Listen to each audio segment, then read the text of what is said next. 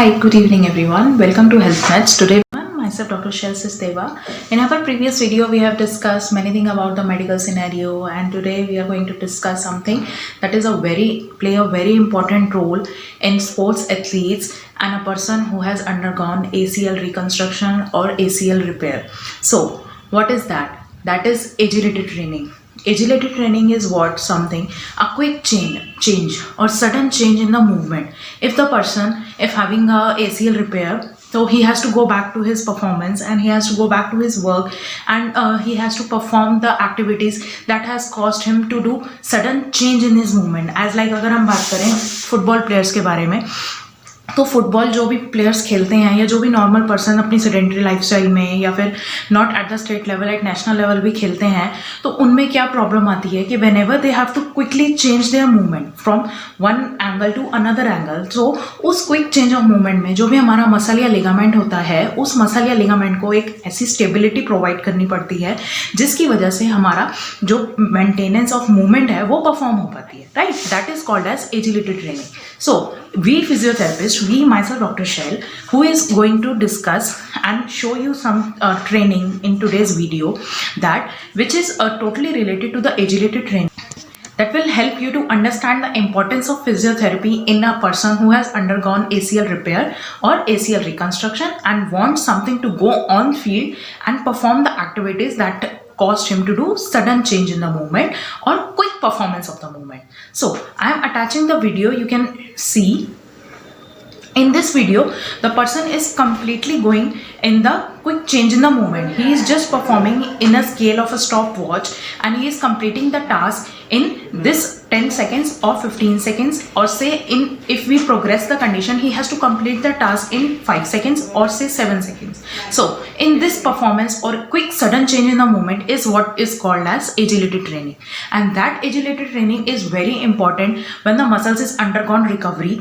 and it is very important to see if the person has totally undergone a rehabilitation phase of say 6 months and he has just totally strengthened up his all the muscles, then followed by we go with the athletic training or the performance training, performance rehabilitation, performance athletic rehabilitation, in which a person can have to go back to his proper field and perform the task without any locking of feeling, without any feeling of locking or without any feeling of something related to click in his knee.